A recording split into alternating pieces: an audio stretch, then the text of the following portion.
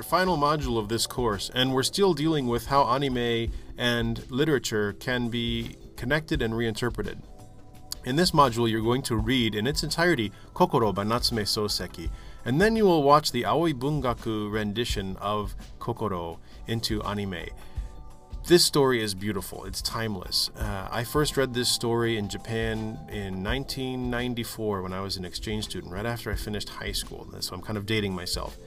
But this novel really affected me deeply, and in fact, it is the reason I decided to study more Japanese and Japanese literature. When I saw this novel and read it, I didn't know what to expect, but I was drawn closer in. As the more I read it, the more the psychology of the characters affected me. And during some key scenes, I was very deeply moved, and I thought, this is literature. This is something I've been missing, and I really wanted to know more. So I want you to read Kokoro and enjoy the depth of feelings as well as the depiction of loneliness and the modern condition that you will encounter. I want you to feel this literature, not just read it and ignore it and go on. I want you to take it seriously. And also watch how they render this into anime. It's sort of going to be different. But then again, most movies are different when you compare them to the literature from which they were born.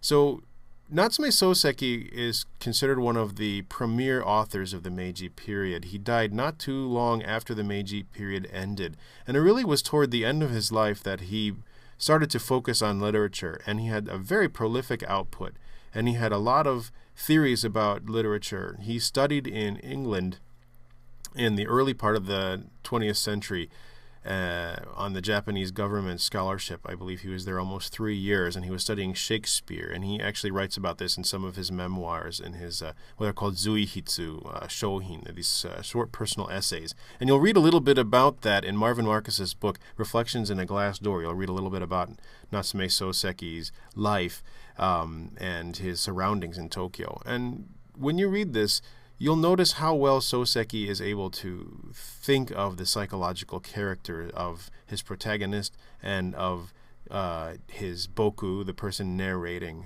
I want you to think about this as you think about the context of idealized worlds and also less than ideal worlds. Depictions of reality, even if they don't exist, is this kind of Dickensian way of talking about society and maybe impacting people who read it. And Natsume Soseki was not afraid to do that. In fact, he had a lot of social concerns that he put in his work, and that's one of the things that makes it so well done. This is a work of depth. This is not super flat. This is not surface. It's not playful. It has lots of meaning, and I can't say enough about it. But with that, I'll let you get going because there's a lot to read in this module, and you'll have a lot to say. So I will talk more with you later in the threaded discussions.